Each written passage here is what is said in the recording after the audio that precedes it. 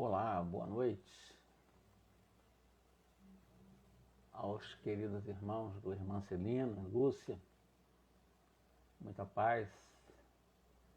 Mais uma vez aqui com meus queridos irmãos para aprender, Lúcia, excelente noite para nós. Vamos fazer uma reflexão sobre a questão da dor, como é que nós podemos transcender o significado dela em nossa vida, né, Lúcia?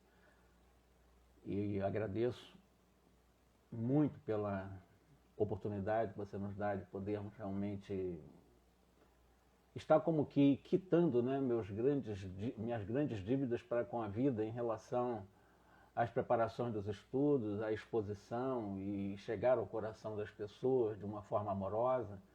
Isso é um exercício para mim, para exercitar na humildade também esse mesmo amor. Muito obrigado mesmo a todos vocês do Irmã Celina, em meu nome, em nome inclusive da instituição que nós representamos, do qual muito honrado eu fico pela lembrança, tá, Lúcia? Vamos falar um pouco sobre então a questão da dor, refletindo o que nós pudermos refletir sobre a questão desse tema e vamos ver onde é que nós podemos chegar, né? Eu fiz aqui a guisa de orientação de um roteiro, porque o tempo nosso no Instagram é muito curto, não pode ultrapassar de 60 minutos.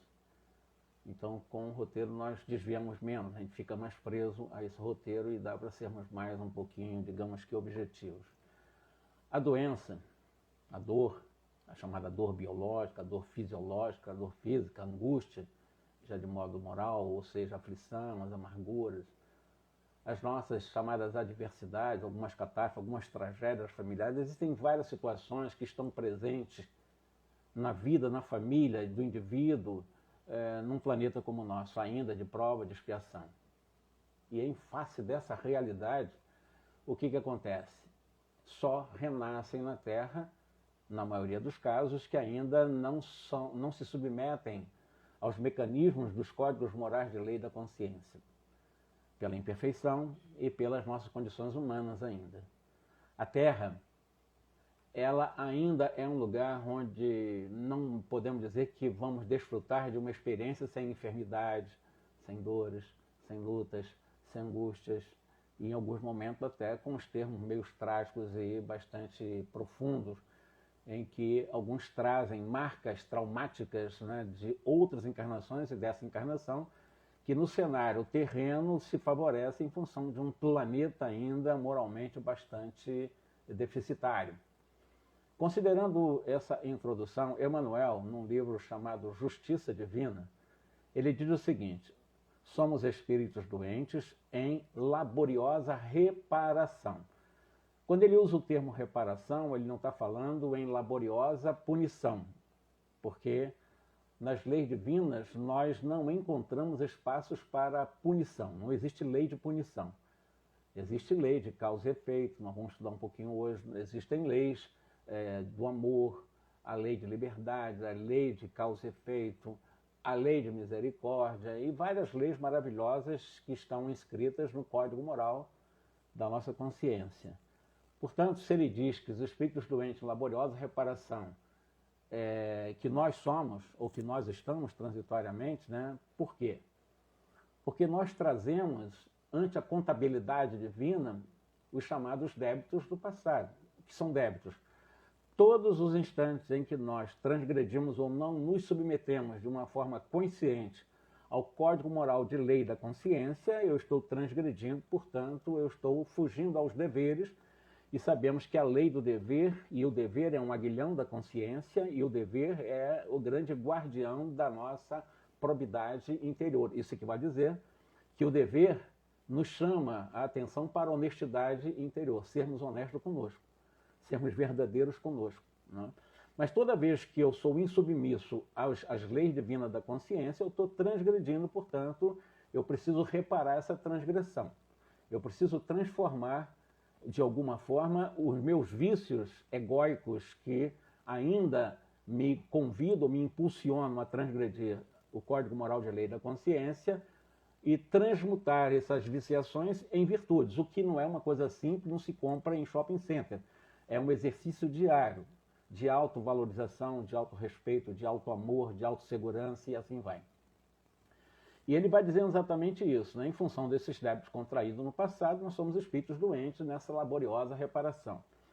Todos estamos enfermos, portanto, a dor é consequência da transgressão à lei divina e os deveres conscienciais que são negligenciados. Repito para vocês, o dever que está no Evangelho segundo o Espiritismo, como aguilhão da consciência e o guardião, exatamente, probo da nossa intimidade ou da probidade interior, o dever não é uma obrigação, o dever é dever. O dever é eu sou convidado pela vida e por Deus, através do mecanismo das leis divinas, a obedecer ou a me submeter ao código moral de lei que eu trago na consciência. Isso está muito claro, bem explicado pelos Espíritos, no Livro dos Espíritos, na questão 621. Mas como nós somos ignorantes, espíritos imperfeitos ainda, fomos mal educados sob o ponto de vista religioso, eu vou falar um pouco sobre isso também. As religiões desviaram um pouco o foco desse autoconhecimento. Aí ficamos tendo líderes, né, aqueles que pastorearam realmente a nossa vida e, olha, vocês têm que fazer isso, fazer aquilo, se não fizer isso, vocês vão para tal lugar, se fizer isso, vocês vão para o céu.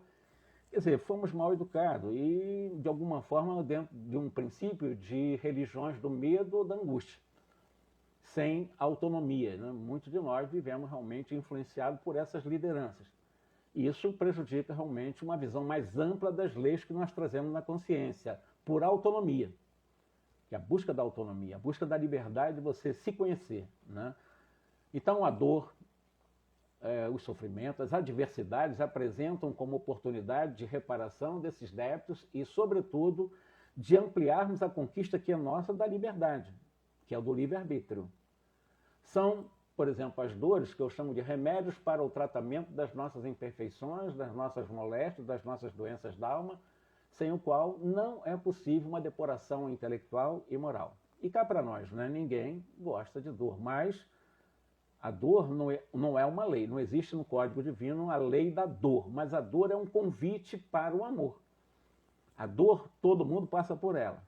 Os que não querem passar e se rebelam contra a dor, transformam esse mecanismo como um convite para o amor em sofrimento. Então o sofrimento é uma escolha. Considerando essa realidade, o meu computador deu problema aqui, mas deixa eu voltar aqui. Em relação a isso, o que nós precisamos trabalhar em nós é, quando estamos sob a chibata da dor, acolhermos a dor, venha de que forma vier, sob o ponto de vista fisiológico ou moral, ela tem um significado. Nós necessitamos, em função do nosso estágio de ainda impureza e ignorância, desse convite para o exercício do amor. Então, nunca deveríamos considerar dor como punição. Aqueles que consideram dor como punição transformam essa dor em sofrimento. Aí o sofrimento já é uma rebeldia contra aquilo que é um convite. Então, o sofrimento é uma escolha, a dor é obrigatória. Todos que estão na Terra passam por ela em algum momento. Ou por perda de alguém que você gosta muito, ou por doenças realmente, às vezes, chamadas incuráveis, ou ficar hospitalizado muito tempo, outros que estão realmente internados em chamados lugares para tratamento de pessoas com distúrbios psicológicos, assim vai. Então, a dor, nós passamos por ela. Mas transformar esse momento em sofrimento é uma escolha, é rebeldia, é não aceitação desse convite. Então, a dor é um convite, né?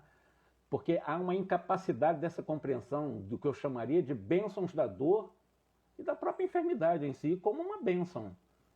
Diante da doença física ou moral, geralmente as pessoas tendem a entrar em um processo de rebeldia, de desespero, de revolta, se abatendo diante, então, desse convite.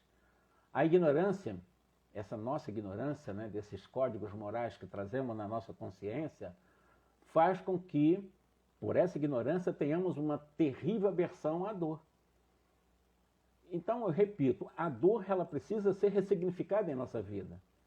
Já que todos passamos por ela, o tamanho que vamos dar a ela em relação ao convite que ela me faz para o exercício do amor, é que vai fazer com que determine em mim, saia da ignorância e compreenda exatamente que a vida, a nossa vida não é tão indigesta, tão monótona, tão dolorosa. A vida é uma oportunidade. A vida é uma beleza, realmente estarmos vivendo é uma coisa maravilhosa para aprendermos, inclusive com a própria dor. Agora precisamos ter consciência da importância dela, o que ela representa para nós, não como castigo, não como punição, mas como, repito, e eu vou falar isso até o final da nossa fala, como um convite de Deus para exercitarmos o amor. Para que possamos perceber, pelo menos as bênçãos nessa dor, é preciso que elevemos a nossa visão acima dos horizontes limitadíssimos da vida terrena, a fim de apreciarmos as razões das alegrias e das próprias tristezas. O que são alegrias? O que são tristezas em nossa vida? Aí, se eu tiver capacidade de discernir o que é alegria em algum momento da minha vida, o que é tristeza e como eu agudizo, eu vou criar realmente um processo de intensificar a tristeza, a infelicidade, porque nós normalmente, dentro de um processo de pensamentos mal construídos, nós damos muito mais valor ao sofrimento do que às alegrias. Se nós valorizarmos mais os poucos momentos de alegria, de felicidade, isso vai se ampliando, porque eu vou me identificando com essas coisas boas. Agora, o que acontece normalmente com a nossa ignorância? Nós nos identificamos com o sofrimento que nós escolhemos, como se o sofrimento e o capricho do sofrimento nos purificasse. E é exatamente somente o amor que nos purifica, e não é o sofrimento. Então nós saberemos que consiste a verdadeira felicidade, a verdadeira infelicidade.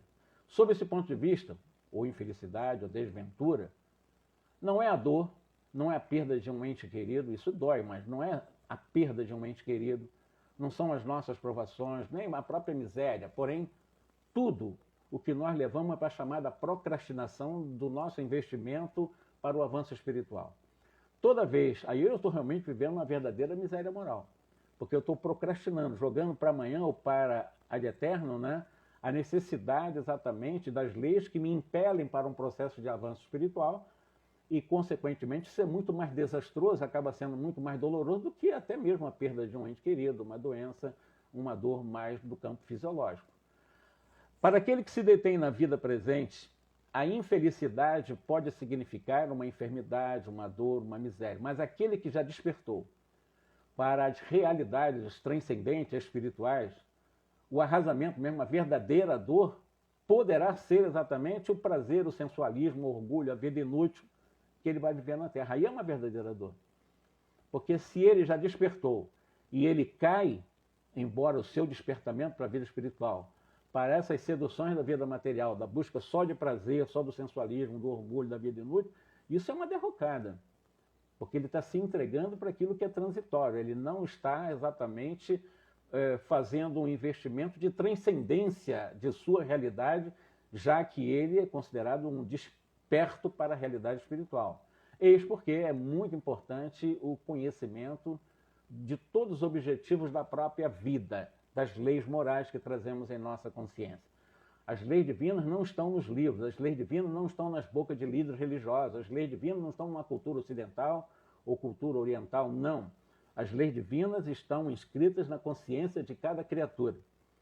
E cada um de nós já trazemos o DNA do Criador, porque Deus não tem, eu sempre digo nas minhas palestras, nas minhas lives, de que Deus, como fez e criou tudo, não existe possibilidade de uma das suas criações ter defeito de fabricação.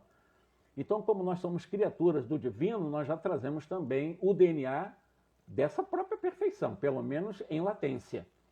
Agora nós temos camada de muitas imperfeições, do qual aos poucos nós vamos nos aperfeiçoando para chegar à pura e eterna felicidade, conforme diz os Espíritos na questão 115 do Livro dos Espíritos. Do ponto de vista espiritual, essa dor, podemos chamar dor e enfermidade, é uma oportunidade para uma conquista dos valores dessa nossa transcendência. Então, diante de uma doença, é um convite. A doença ninguém quer passar por ela, mas ela é um convite.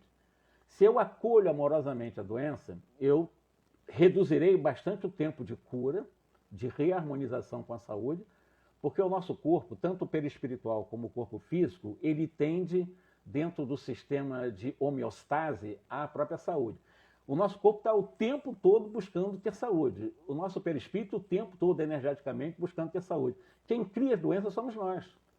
Pelo mau comportamento do pensamento, que leva a sentimento às emoções, e vamos desestruturando todo esse sistema homeostásico. E, consequentemente, a doença é uma criação nossa. Eu sempre digo o seguinte: médico, remédio, terapeuta, psicólogo não cura ninguém. Nem Jesus curou. Jesus disse que a sua fé te curou para hemorroíça. Então nem Jesus se preocupou em curar, porque sabe que, na realidade, a verdadeira cura é de dentro para fora e não de fora para dentro. O médico pode me receitar um antibiótico, o médico pode me receitar vários remédios, pode aliviar o sintoma da dor e a própria dor, a própria doença em si. Mas, se o doente permanecer, não é remédio que vai curar o doente. Só cura o doente, o próprio doente, com a consciência ampliada. Quando eu começo a ampliar a minha consciência e começo a entender como eu funciono por dentro, eu me torno o meu terapeuta, eu me torno o meu médico, eu sou o meu enfermeiro, eu sou tudo de mim. Então, eu causo as doenças tanto quanto eu causo também a minha saúde. Isso é muito claro. Eu posso tomar todo o remédio do mundo. Mas, enquanto eu não trabalhar em mim o doente que sou, as doenças são amenizadas com a medicina. Mas a medicina não cura doente. Quem cura doente é o próprio doente.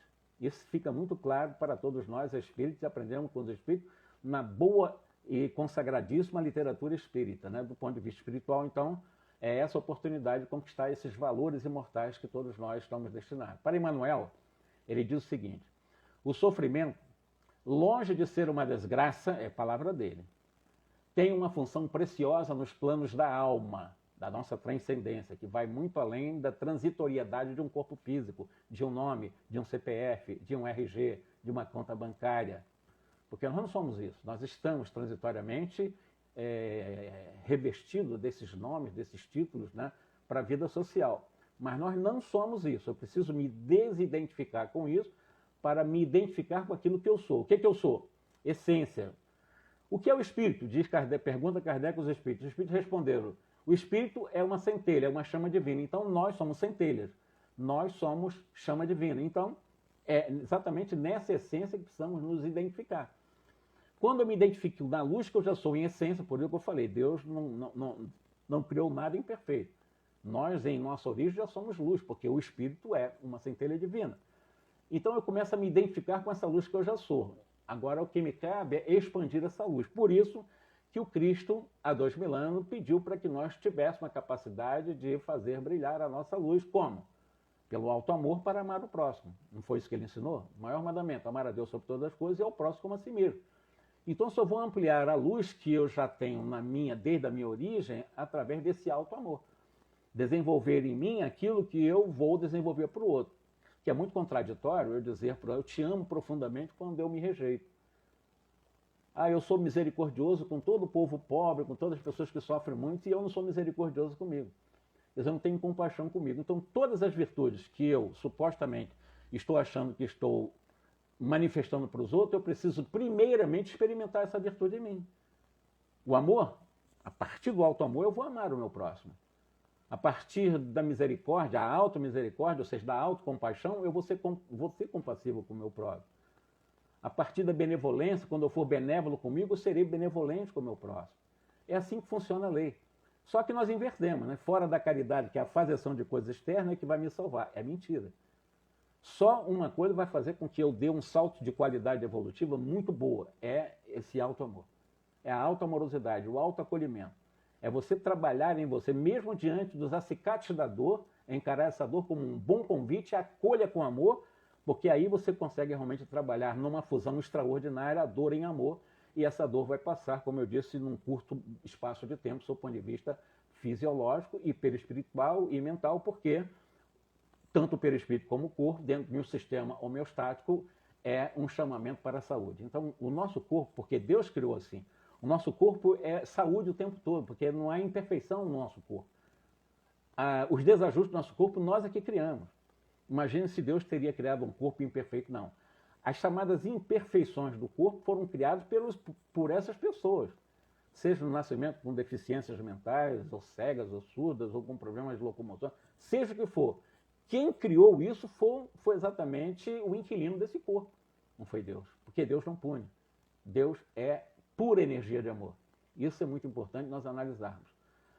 A dor, então, ela surge como decorrência de erros, como de insubmissões às leis divinas da nossa consciência, e também tem essa função de retificar, ou seja, é retificadora dos desequilíbrios de cada um de nós, inclusive de retificar as lesões do corpo. A dor é importante nisso também. Nós podemos trazer matrizes de doenças gravíssimas em que a dor se apresenta como um alerta de consciência, para que eu saiba que eu tenho já, digamos assim, uma mancha energética que pode me levar a uma doença gravíssima, e com essa minha consciência e com o aviso da dor, eu amorosamente consigo, por um processo de autocura, me curar. Porque eu sou o meu terapeuta. Permanentemente, da minha eternidade, eu serei sempre o meu terapeuta. É claro que os outros podem me ajudar a aliviar a dor apenas. A cura é só comigo. Ninguém cura ninguém. Não há possibilidade de nenhum ser humano curar outro ser humano. Nem médico, nem a medicina mais avançada. Normalmente a medicina está muito ligada ao dogma materialista, que não cura mesmo. Né? Mal conhece a força das energias do nosso perispírito, dos nossos chakras, das nossas capacidades no campo emocional. Né? E assim vai. Importante dizer, a cura está dentro de cada um de nós, por mudanças de padrões de comportamento, de escolhas, de valores. A dor apresenta uma forte utilidade do homem que sofre, sem a qual não poderia se reajustar e nem despertar a consciência para uma realidade mais suprema, mais superior. Sendo a Terra um planeta de expiações e de provas, todos conviveremos com as nossas parcelas de dor, seja qual for a posição em que nos encontremos, em qualquer cultura socioeconômica, capacidade intelectual, religiosa, materialista, ateu, não ateu, em qualquer condição, com certeza, nós precisamos conviver com a nossa parcelinha ou parcelona de dor.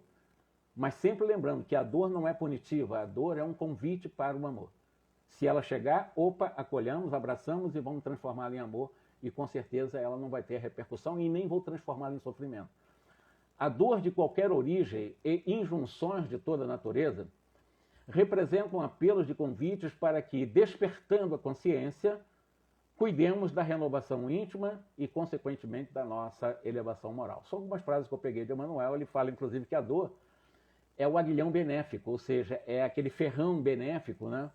E quando ela, a dor, desponta em nossa vida, cabe dar-lhe tratamento adequado para que não venha a se transformar em uma desgraça de completo sofrimento. Como eu disse, os que se rebelam contra a dor transformam em sofrimento, e o sofrimento acaba realmente levando as pessoas às mais agudas desventuras de vida, porque o sofrimento alimenta a doença.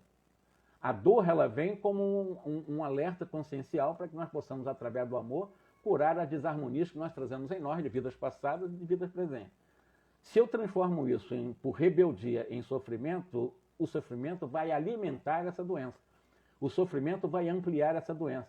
Vai fazer com que ela delongue muito tempo, porque, repito, todo sofrimento, quando eu acho que é sofrimento, já é a questão da vitimização, do coitadismo, aquelas coisas sempre bastante egóicas, eu estou apenas ampliando essa doença fisiológica, que é dolorida também, mas transformada em sofrimento é muito pior. O acolhimento, a aceitação lúcida, isto é, entendendo as matrizes delas e aceitando sem rebeldia. Por isso que a dor e a enfermidade, quando vem qualquer tipo de doença, é um remédio natural, importante para crescermos na essência, crescermos em espíritos. Nós somos espíritos imperfeitos. Sim, nós somos seres humanos. Levaremos alguns trilhões de anos para chegar a espírito puro, a chegarmos à primeira ordem. Estamos em terceira ordem dentro da classificação de Allan Kardec. Então, como espírito imperfeito, endividados, podemos até mesmo escolher, olha que coisa maravilhosa. Vejam lá no Livro dos Espíritos, nós podemos escolher as nossas provas antes da reencarnação, mesmo com toda a nossa imperfeição.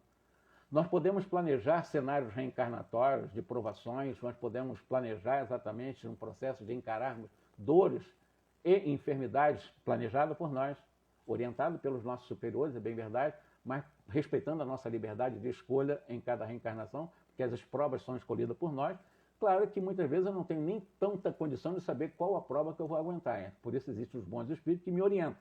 Mas as provas são escolhidas obedecendo exatamente à lei de liberdade, que é uma lei de Deus, que é a lei do livre-arbítrio. Por isso que nós podemos planejar os cenários reencarnatórios na Terra, né, de provocações para encararmos as dores, as enfermidades, né, e que nós passamos mesmo. Podemos enfrentar as experiências de desafio, que é o sofrimento de alguns, que nos possibilitarão um adiantamento intelectual e moral na escala evolutiva. As enfermidades ou as experiências de desafio, quando eu falo experiência de desafio, eu estou falando aqueles que transformam o desafio em sofrimento.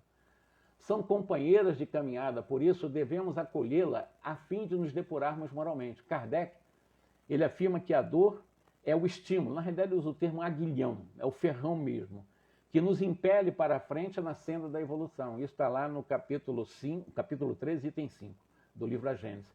Então, o que é a dor para nós, segundo Kardec? É aquele ferrão, né, aquela espora, né, aquele, como ele chama de aguilhão, que nos impulsiona para a frente, que nos impele para a frente na senda evolutiva. Então, a dor é importante como um convite à nossa evolução, dito pelo próprio Allan Kardec. Então, não vamos maldizer a dor de maneira nenhuma. Venha como vier, vamos acolher amorosamente como, como nós necessitamos, como nós precisamos dela, né? Nós não queremos, mas nós precisamos. Eu não quero, mas nós necessitamos, então vamos acolher. Para suportarmos as consequências da dor, devemos assumir a responsabilidade da escolha errada, porque a dor também ela é decorrente da nossa imperfeição. Então, muitas escolhas erradas nós fazemos que trazem a dor mais aguda ou menos aguda. O que nós precisamos é nos esforçar para uma mudança de comportamento dentro dos padrões éticos, que no caso espíritas, nós estamos aprendendo nas questões éticas, morais do Evangelho, a fim de, aos poucos, ir nos libertando do resultado desagradável dessa insubmissão às leis divinas da consciência. Não é do dia para a noite, não é nos falar de Deus que eu vou me transformar numa pessoa boa, uma pessoa maravilhosa, uma pessoa cheia de luz. Não é assim. Tudo é gradual. Mas no momento em que eu já começo a me identificar pelo alto amor, aquilo que eu sou e não aquilo que eu estou, não o que é transitório, eu não sou Jorge, eu estou com o nome que meu pai e meus pais me deram, mas eu não sou isso. Eu sou muito mais do que o meu corpo, eu sou muito mais do que o meu pensamento, eu sou muito mais do que o meu sentimento. Portanto, eu não posso me identificar com aquilo que eu não sou. Eu apenas estou, é transitório. Isso tem que estar a serviço daquilo que eu sou. Eu sou essência divina, eu sou centelha divina, eu sou uma chama divina. Todos nós somos. Então, é isso que precisa ser expandido, para que aquilo que eu estou transitoriamente fique a serviço dele, não o contrário. Então, urge enfrentarmos, é urgente, é muito importante nós enfrentarmos as provas, as expiações, porque o nosso planeta é de prova e expiação, né, de uma forma resignada. Qual o objetivo dessa resignação? É a transmutação das faltas que nós cometemos, por ignorância muitas vezes, ou até por intenções, e depurarmos a nossa realidade em função desses grandes endividamentos do passado. Ninguém gosta, repito, de sofrer. Ninguém gosta, mas o sofrimento é uma escolha. Na realidade, aliás, o próprio sofrimento já é uma rebeldia e inaceitação da dor, como eu disse, eu estou falando desde o começo. Quando a dor chega, ninguém permanece indiferente a ela. A dor é um convite, mas ninguém dizer que é indiferente à dor, ninguém é. E em função de não sermos indiferentes à presença da dor, diversas vezes ela chega através, como eu disse, de uma doença física, às vezes quase que incurável ou incurável, ou que delonga muito tempo levar para a cura, né? Chega através dessas angústias que muitos de nós podemos sentir diante da desencarnação de pessoas ligadas ao nosso coração, um filho, uma pai, a mãe, irmão, esposo. Isso é um momento de dor, com certeza. Por quaisquer outras vias a dor nos visite, ela sempre é presença decisiva para a alteração dos nossos estados emocionais, para a alteração dos nossos estados mentais, para a possível alteração dos nossos movimentos psicológicos. Ela sempre traz consigo o seu aspecto pedagógico. Sempre. Então a dor, ela precisa ser encarada de forma... A pessoa ir para o centro espírita, não, eu não quero sentir mais dor. Eu não quero passar por dificuldade, ela está no lugar errado. Porque o centro espírita não propõe isso. O centro espírita propõe despertar a consciência para encararmos os desafios de um mundo de prova e expiação com galhardia, com amor, com carinho, e até com leveza, e até com contentamento diante da dor. Porque você, quando acolhe a dor amorosamente, você encara a dor até de uma forma até contente. Existe uma certa satisfação, não pela dor em si, mas a dor como convite. Opa, ela está me convidando a alguma coisa, a desenvolver em mim o amor. Então eu não posso maldizer, então eu posso acolher até com alegria essa dor, venha como vier. É fácil? Não, é trabalhoso, mas é possível. O importante é que é possível nós fazermos isso, né? Como é um convite ao cultivo das virtudes que ainda não dispusemos praticar, a natureza ela é muito sábia. Aí eu vou contar para vocês a história da ostra, como é importante a dor. Talvez vocês já conheçam, alguns de vocês já devem conhecer. Mas eu fui buscar exatamente como um subsídio importante para mostrar o que é a pérola. O que é uma pérola? As pessoas não sabem muitas vezes o que é uma pérola. Um biólogo sabe. Quem estuda exatamente a origem de uma pérola que vem de uma ostra, ela sabe por que surge uma pérola. Na realidade, uma ostra que não foi ferida, ela não produz pérola. Como assim? Uma ostra que não passou pela dor, ela não produz pérola. Sabe por quê? Porque todas as pérolas já são feridas curadas da ostra. Como é que é? Toda pérola já são feridas curadas da ostra. Então veja como é importante nós buscarmos pela autocura, diante da dor, transformar essa mesma dor em pérola. Eu vou continuar. As pérolas, elas são produtos da dor. É resultado da invasão de uma substância estranha ou uma substância indesejável no interior da ostra. Por exemplo, um parasita, um grão de areia, que seja.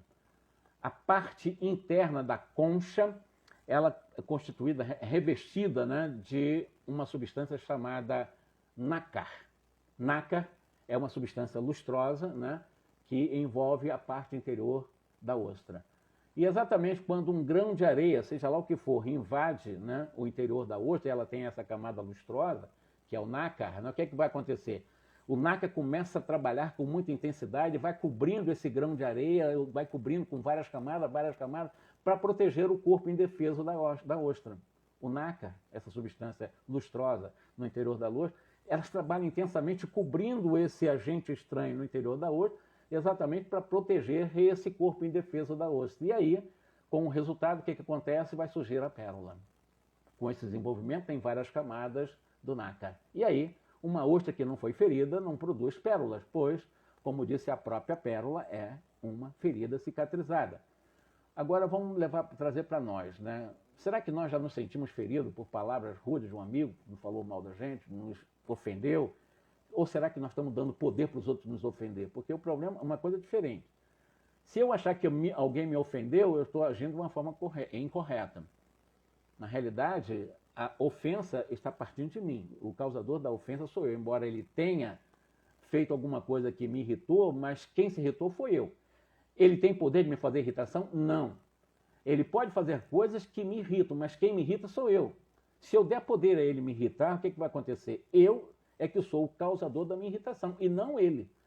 Ele apenas foi, digamos assim, alguém que, como um estupim, desenvolveu em mim aquilo que eu já trago em mim, que é exatamente esse rancor, e eu vou ficar com raiva da pessoa.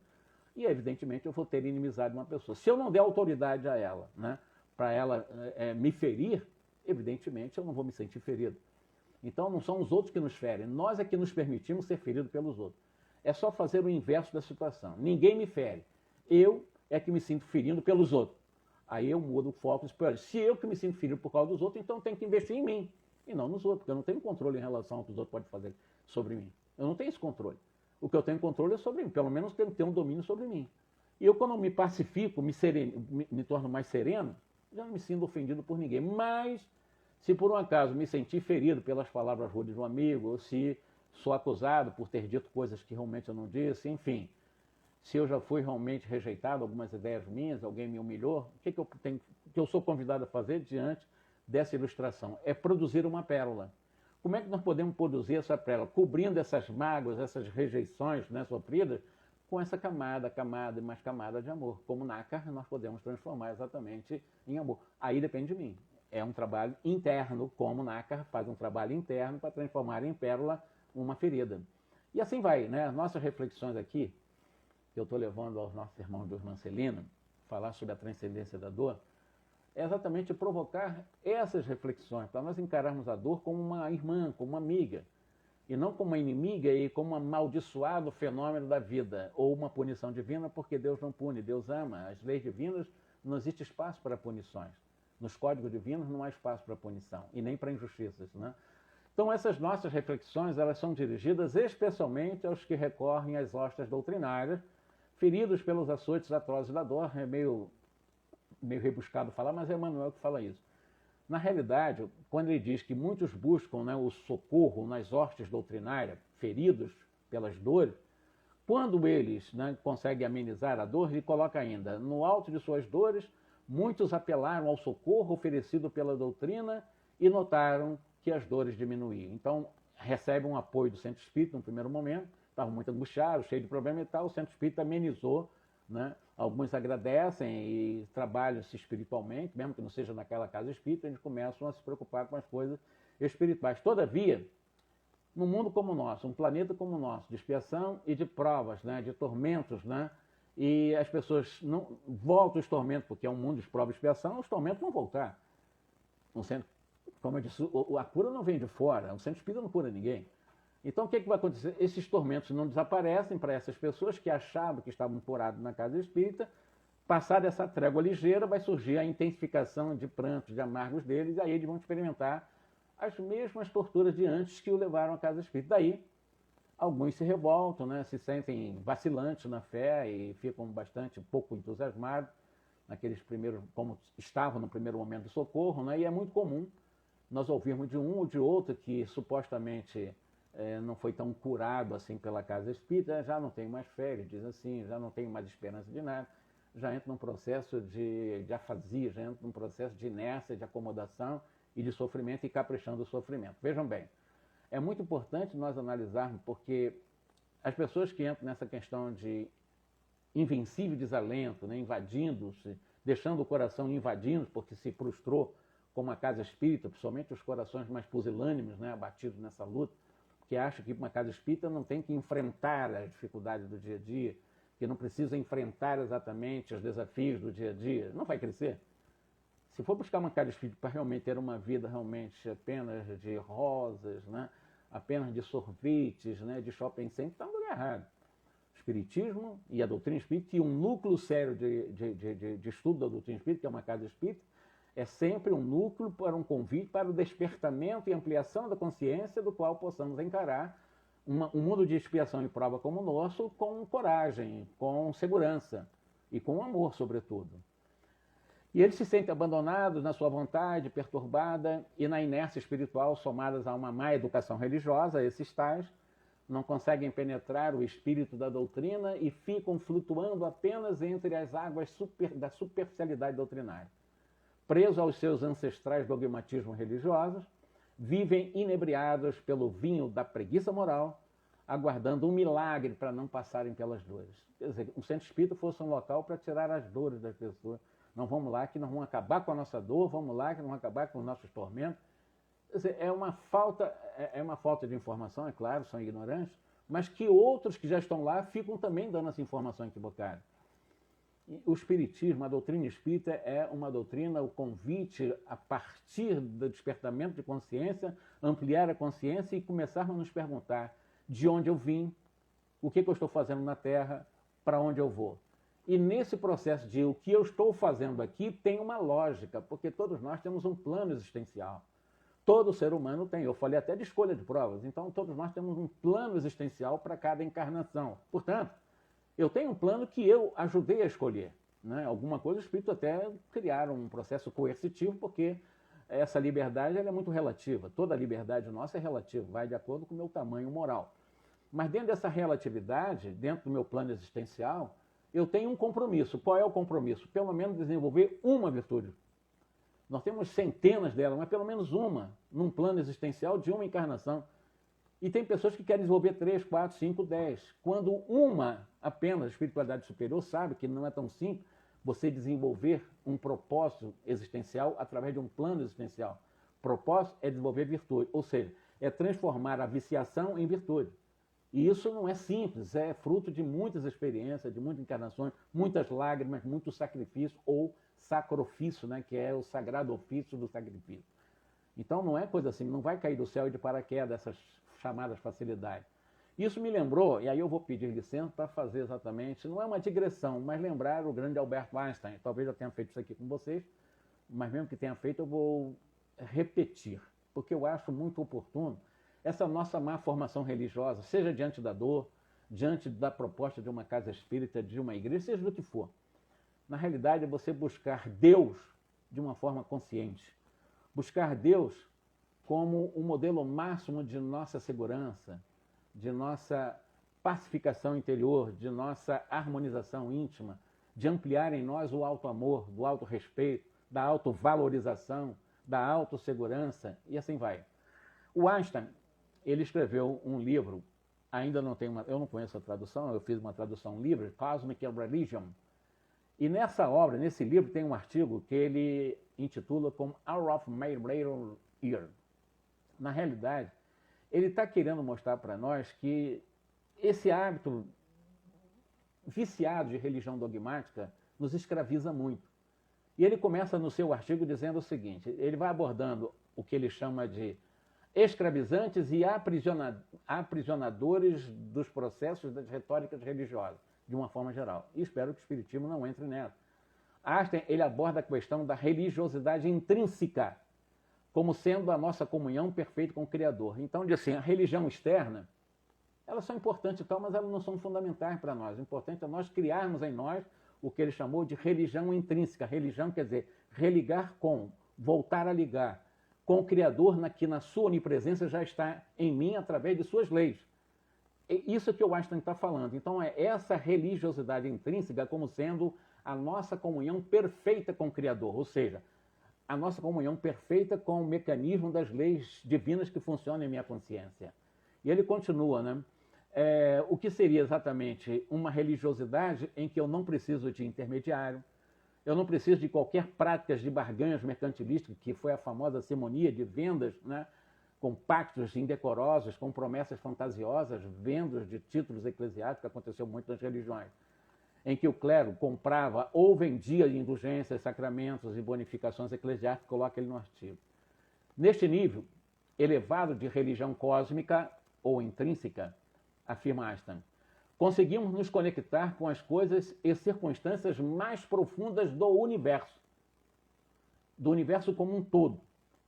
Construímos com liberdade uma relação profundamente harmoniosa, a partir da qual nos abastecemos da energia amorosa, da força cósmica que nós chamamos de Deus.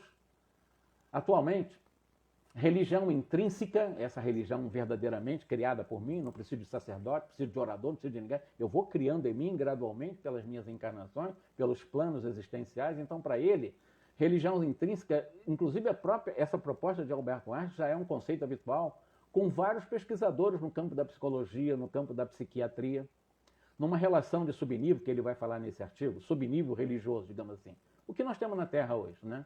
Esse subnível religioso estranho que não ensina as pessoas a suportar, né, as necessidades das suas provas, das suas expiações. E aí ele vai colocar exatamente, ele denominou religião do medo. O que para Einstein é a religião do medo?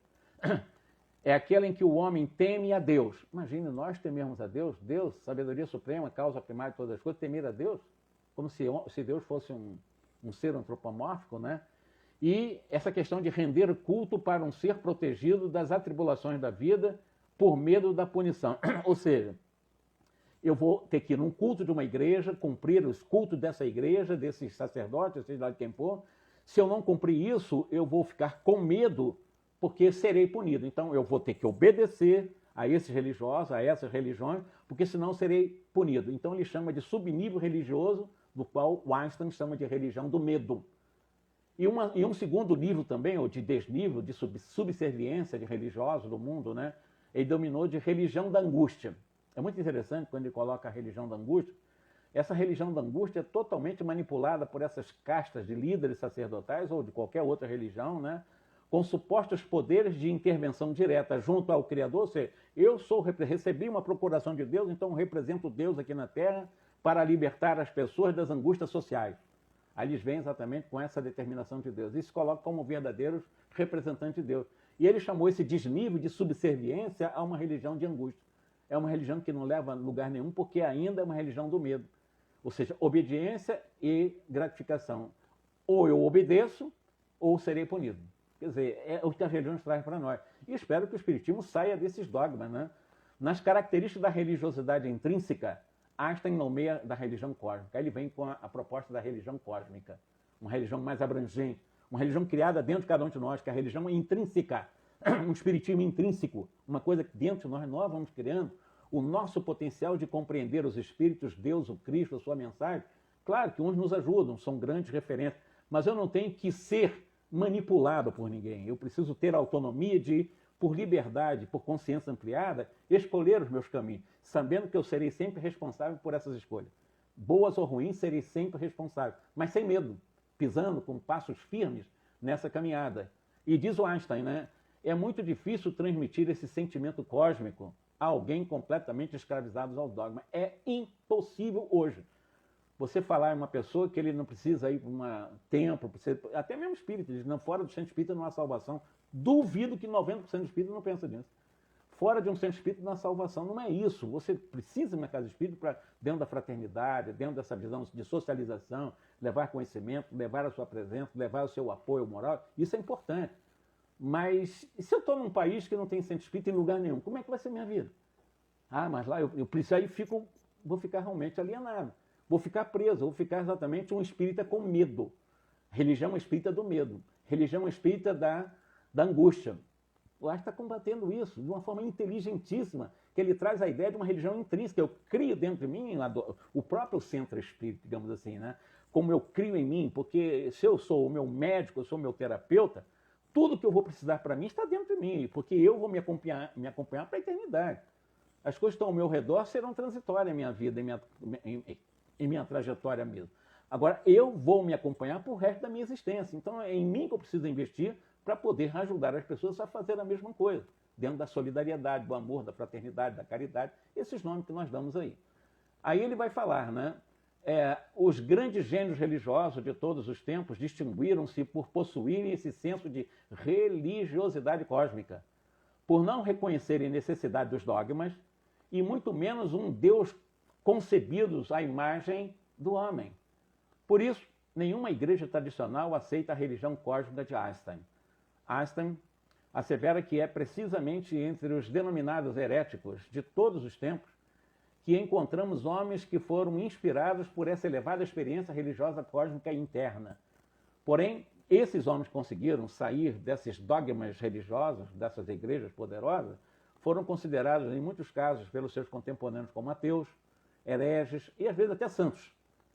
Por este ângulo, homens como Demócrito, lá da antiga Grécia, Francisco de Assis, lá na Europa, na Idade Média, Spinoza, mais recentemente, como grande poeta também europeu, eles se assemelham.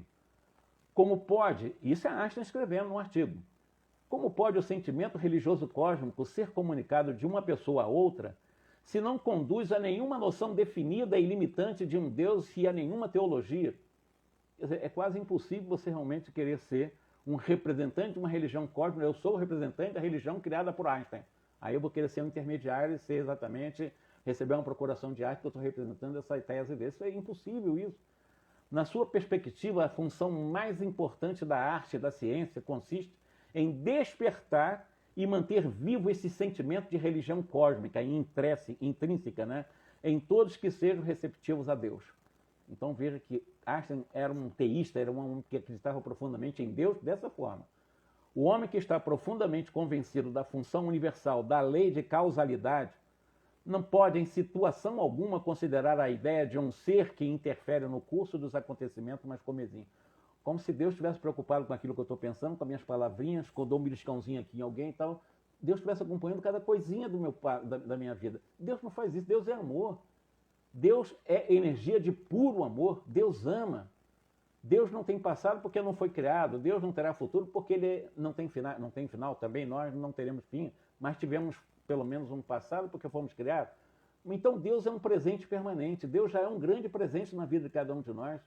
Então, nós temos que nos convencer dessa função universal da lei de causalidade, a lei de causa e efeito, que não pode, em situação alguma, ser considerada uma ideia, um ser que interfira em nosso curso de vida, porque eu belisquei um antigo, mas tem uma baratinha aqui, então Deus me veja como um anjo. Porque Deus é um presente eterno. Deus não tem futuro, Deus não tem passado, Deus é um agora. E no agora Deus já me vê como anjo, porque Ele me criou para a pura e eterna felicidade, não só a minha, a todas as criaturas, todas, sem exceção de uma. Isso é profundamente consolador, mas as igrejas falam o contrário. Olha, segue os canos da minha igreja aqui, senão você vai para o inferno. Segue, senão eu vou deixar você no umbral, então a sua família pague para mim, que eu vou mandar você para o céu quando chegar o juízo final. A gente respeita essas ideias, mas são ideias extremamente tacanhas, e que o Einstein lhe bate de frente. É impossível, é a religião do medo, é a religião da angústia, é a angústia na sociedade, a pessoa vive angustiada. Espírita não vive angustiado. Ele tem uma consolação numa doutrina profundamente libertária. O Espiritismo é uma doutrina de liberdade, nos ensina a liberdade, né? E considerando essa realidade em face do tempo, que é célere, né, e nós não podemos ultrapassar a 1 hora, né, que eu coloquei aqui, no Evangelho segundo o Espiritismo, nós vamos ler o seguinte: as dores ou as experiências, desafios, são sempre indicativos de um fim de uma aflição e de início de um aperfeiçoamento espiritual, que é o que eu estou falando. A dor é um convite ao amor. É esse aperfeiçoamento espiritual, como está lá no Evangelho, capítulo 5, né? Mas isso se for essa dor acolhida com humildade e com mansidão. E para praticamente terminar a nossa fala, eu vou dividir a dor em 3 categorias: a dor evolução, a dor expiação e a dor auxílio. A evolução é aquela que atua de fora para dentro, é a dor necessária. Como eu disse, a dor convite para o amor. Então é a dor evolução, para a nossa depuração espiritual. Sem ela, não haveria condições de nos avançarmos intelectual e moralmente. Uma segunda dor é a chamada dor expiação. Essa é diferente. Ela já vem de dentro para fora, enquanto que a anterior, ou seja, a evolução vem de fora para dentro, né, que ela é endoevolutiva, vem de fora para dentro. É o convite para a autoevolutiva. Eu evoluir junto com a lei endoevolutiva que vem de fora para dentro. Agora, a dor expiação, ela vem de dentro para fora porque ela provém das marcas dos equívocos cometidos no passar dos séculos dos nossos erros. Muitas vezes, ficamos presos, né, em labirintos de aflições para repararmos essas aflições, né, através desses erros perante a lei divina por um comportamento modificado. Se eu fiz o mal, eu sou convidado a fazer o bem. Não sou obrigado. Não sou obrigado. Eu sou convidado a fazer o bem naquele mal que eu fiz. Isso é importante dizer, porque senão vão pensar que reencarnação é um mecanismo de punição. Não é. A reencarnação é um convite para um reaprendizado. Para nós reaprendermos. Teremos uma nova chance para, como uma nova oportunidade, consertarmos o erro que praticamos. Mas não por obrigação, por consciência e por amor. É diferente. Porque se a reencarnação for punitiva, nós vamos fazer as coisas por obrigação. Então vou mascarar a virtude, eu não estou agindo com virtude.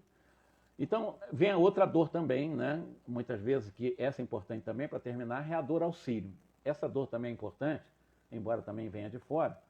Ela advém pela intercessão dos nossos benfeitores, dos nossos espíritos protetores, né? Dos nossos anjos de guarda, são os verdadeiros devotados, almejando a nossa felicidade, então eles permitem que nós passemos por ela e nós possamos receber essas bênçãos dessas prolongadas vezes dores e enfermidades no corpo físico, até para evitar quedas gravíssimas no campo moral, na criminalidade. Então a dor, auxílio é importante até para refrear um pouco as nossas tendências negativas. Ou seja, é uma preparação, até para a desencarnação vem um processo de dor acionado pelos espíritos protetores para que nos preparemos para esse momento, né? Enfim, 7 minutos para encerrar, eu vou encerrar, que nós possamos refletir um pouco, principalmente no finalzinho, parece que eu desviei, mas não desviei não. Eu queria mostrar que o espírita, ele não tem que ser um espírita considerando o medo ou a aflição, não, ou angústia, né? O espírita, ele tem um convite para, dentro da sua liberdade, encontrar em si, se identificando com o alto amor. Todos nós já temos em latência a virtude do amor. Como é que eu desenvolvo isso? Bom, se nós nos acostumarmos diariamente a dizer eu me amo, me dizer, mas sentindo isso, eu amo a mim mesmo, já é uma coisa, já é um bom caminho. Eu já começar a me identificar com aquilo que eu estou colocando no pensamento, que já vem da minha caixa mental uma possibilidade de criar uma energia favorável à identificação do alto amor. Então já começa a dizer, eu amo a mim mesmo. Tem gente que se rejeita, não tem condições de falar isso. Não consegue dizer que se ama, eu não amo, não, eu não consigo dizer. Aí é uma questão que ela vai ter que trabalhar devagarinho para poder um dia dizer isso, sem pressão, sem nenhum tipo de obrigatoriedade, a ser eu amo a mim mesmo. Isso é maravilhoso. Porque eu, me amando, eu sou meu médico, sou meu terapeuta, né? E de alguma forma, evidentemente, as doenças poderão passar por mim, ou como convite, ou como provação, né? Ou como expiação, mas elas serão sempre bem-vindas em qualquer situação, porque com ela eu sei que estou recebendo esse convite para o exercício verdadeiramente do amor. Que Jesus nos abençoe. Eu agradeço a oportunidade que me deram. Eu peço apenas que vocês relevem essa minha forma de, às vezes, falar de uma forma muito rápida, porque eu tenho tanta coisa para falar e tanta vontade, às vezes, né, tão grande de transmitir de tudo que a gente pesquisa, né, de muitos equívocos que se faz até no meio espírita em relação ao própria dor, como se um centro espírita fosse um núcleo realmente para curar a dor das pessoas, e como eu disse, que a cura acontece dentro de mim e não fora. Eu posso aliviar, mas alívio não é cura, é apenas alívio, né? E esse alívio durante uma encarnação ainda tem as outras, que elas voltarão com força, porque o doente permanece doente. Que nós possamos realmente pensar nisso. O Espiritismo é um convite para o despertamento da consciência. E despertando a consciência, eu me tornarei exatamente o meu próprio terapeuta na minha eternidade. Então eu serei meu próprio médico e, consequentemente, a dor, transcendida nesse sentido, vai fazer com que ela venha como vier, ela será sempre bem-vinda, sempre, em qualquer situação. Ela nunca será amaldiçoada por mim. Que Jesus nos abençoe. Um grande abraço para todos vocês, uma boa noite, muito obrigado pelo convite e desculpe eu fechar agora o que eu vou gravar, tá bom? Muita paz.